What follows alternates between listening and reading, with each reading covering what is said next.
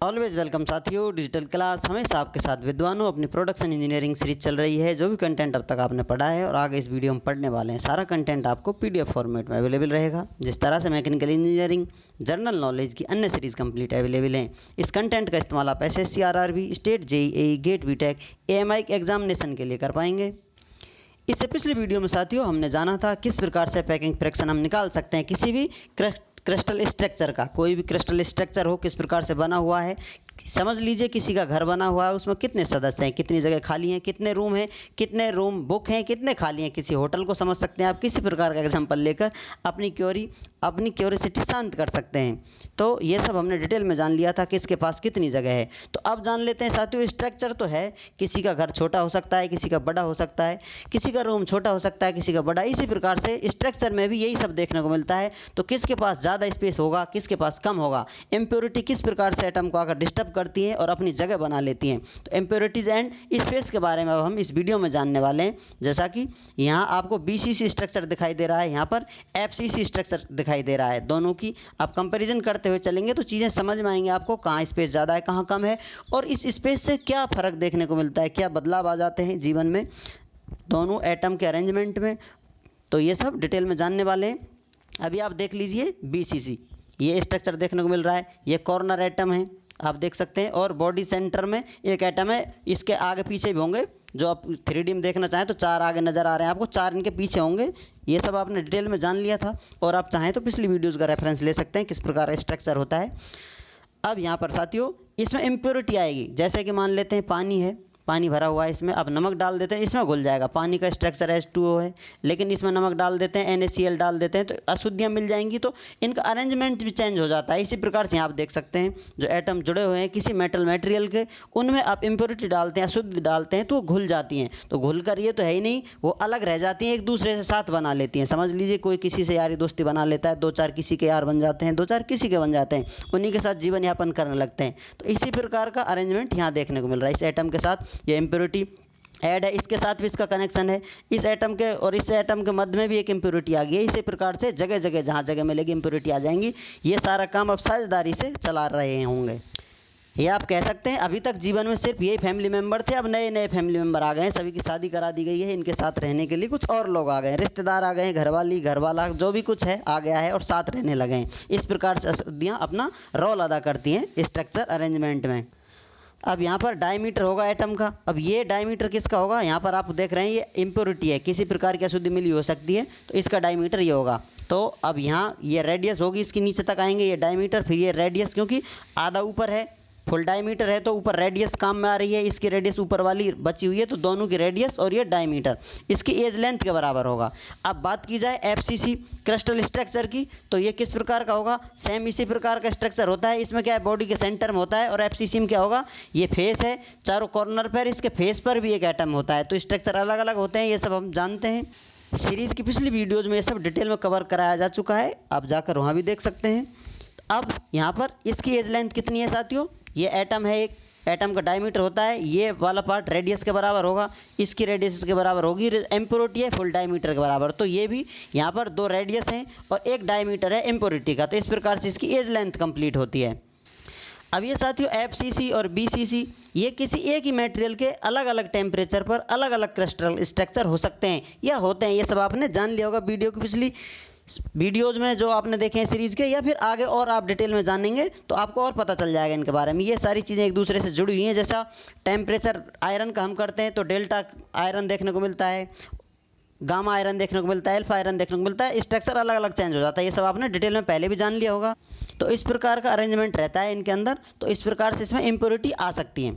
अब इनमें जो वैल्यू हमने देखी थी √3a = 4r के बराबर, इसके रिलेशन होता है एज लेंथ का और रेडियस का। जो एटम की रेडियस है और एज लेंथ का रिलेशन होता है। बीसीसी में एफसीसी में क्या होता है, √2a = 4r के बराबर होता है। यदि जो रेडियस है एटम की रेडियस है और एज लेंथ ये होती है इसकी, तो इनका रिलेशन इस्टेब्लिश कर लिया था हमने, और ये डायरेक्ट रिलेशन आपने इस्तेमाल कर लिया है यहाँ पर।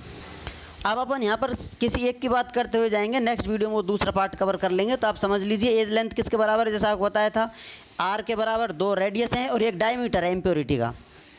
इस रिलेशन से आप डायमीटर निकालना चाहें तो a माइनस 2r के बराबर होगा। अब यहाँ पर d किसके बराबर है, a की वैल्यू डायरेक्ट पुट कर दिए, 2 बाहर रही, r की वैल्यू इससे आप निकाल देंगे तो वैल्यू √3 a डिवाइड बाई 4 करेंगे तो आपको डायमीटर की वैल्यू पता चल जाएगी, जो कि इम्प्योरिटी का डायमीटर है। यही सेम प्रोसेस यहाँ पर रिपीट करेंगे, साइड में आपको नज़र आ रहा है, ये रिपीट करेंगे तो दोनों में इम्प्योरिटी के डायमीटर की वैल्यू पता चल जाती है। तो आपको BCC में जो डायमीटर मिलता है इम्प्योरिटी का कम मिलता है, FCC में डायमीटर की वैल्यू अधिक मिलती है। एज लेंथ का फ्रैक्शन समझ लीजिए आप 29% के बराबर है, इसमें 13 के बराबर है, तो एज लेंथ है उसके इतने परसेंट के बराबर इनका डायमीटर है। पैकिंग फ्रैक्शन की बात की जाए इसका 68% होता है, इसका 74% होता है दूसरे वाले का। जो FCC स्ट्रक्चर है उसका पैकिंग फ्रैक्शन 74 के बराबर होता है। स्पेस कितना है, इसमें 32 है, इसमें 26 है। स्पेस देखेंगे, टोटल स्पेस की बात की जाए किस में जगह ज़्यादा है तो आप आसानी से बता सकते हैं टोटल स्पेस। यहाँ पर 32 से आप मल्टीप्लाई कर देंगे स्पेस है, और डायमीटर से आप मल्टीप्लाई करेंगे 0.135 से, तो आपको पता चलेगा 4.32 टोटल स्पेस है। ये यहाँ पर डायमीटर इस्तेमाल कर लिया, आप वॉल्यूम से मल्टीप्लाई कर सकते हैं आप, तो यहाँ पर डायमीटर वॉल्यूम उसमें इंक्लूड है तो डायरेक्ट डायमीटर का इस्तेमाल कर, तो ये वैल्यू आपने निकाल ली स्पेस के बारे में। चलो इस वीडियो की लेंथ बढ़ाई देते हैं, दोनों के बारे में जान लेते हैं। अभी हम जानते आ रहे थे साथियों यहाँ पर दोनों का रिलेशन एक दूसरे से, यहाँ पर BCC आप स्ट्रक्चर देख सकते हैं, दूसरा FCC देख सकते हैं। अब इन दोनों का आप सेम डायमीटर जानना चाहते हैं इम्प्योरिटी का, तो इम्प्योरिटी का डायमीटर कैसे निकाल सकते हैं, क्योंकि रिलेशन जो R का एक रिलेशन है आप यहाँ इस्तेमाल करेंगे, वही इस रिलेशन यहाँ इस्तेमाल करेंगे। दोनों का अलग अलग रिलेशन है दोनों स्ट्रक्चरों का एटम अरेंजमेंट से, तो यहाँ पर डायमीटर जो आता है छोटा, एक तरह से कह सकते हैं इम्प्योरिटी छोटी है, यहाँ पर इम्प्योरिटी बड़ी है। लेकिन पैकिंग फ्रैक्शन की बात की जाए तो अधिक कौन पैक है इसमें से, पैकिंग फ्रैक्शन इसका है, इसमें ज़्यादा एटम जगह घेर रहे हैं, इसमें कम जगह घेर रहे हैं। इसमें स्थान कितना है 32, इसमें कितनी स्पेस है, कितना अवेलेबल स्पेस है 26 के बराबर। लेकिन जैसा बताया था साथियों इसकी जगह ही कम है, इसका घर ही छोटा है, इसमें 32% भी छोटा हो जाएगा 26 से। इसके पास जगह कम खाली है लेकिन जितनी जगह है बहुत ज़्यादा है, जैसा कि आप समझ सकते हैं।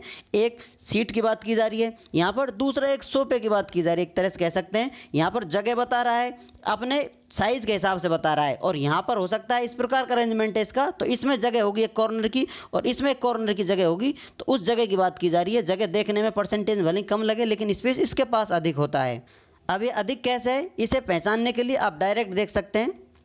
टोटल वॉइड स्पेस के बारे में बात की जाए तो यहाँ पर कितनी जगह है 32% है, तो डायमीटर से इसको मल्टीप्लाई कर दीजिए। ये आप देख सकते हैं 0.13 है, तो आपको 4.32 स्पेस एक यूनिट मिल रही है। एक तरह से डायमीटर से आप चेंज कर रहे हैं, आप वॉल्यूम निकालेंगे तो इस प्रकार से निकाल सकते हैं, लेकिन आप डायमीटर से डायरेक्ट यहाँ पर निकाल रहे हैं क्योंकि ये डायरेक्ट प्रोपोर्शनल है। एक तरह से डायमीटर बड़ा होगा तो वॉल्यूम भी बड़ा होता है उस प्रकार से। तो अब टोटल स्पेस या वॉइड स्पेस कितना होगा 26 मल्टीप्लाई डायमीटर से, जो इम्प्योरिटी का डायमीटर उससे मल्टीप्लाई करेंगे तो 7.613 मोर स्पेस। तो आप देख सकते हैं जो आपको स्पेस मिल रहा है अधिक स्पेस मिल रहा है। ये स्पेस यहाँ पर था और इसमें दोनों में बहुत अंतर है, तो आप कह सकते हैं यहाँ स्पेस ज़्यादा है, भले ही इसके पास जगह परसेंटेज में कम है जो भरा हुआ है उससे, लेकिन ये जगह बहुत ज़्यादा है, इसमें जो इम्प्योरिटी आ सकती हैं।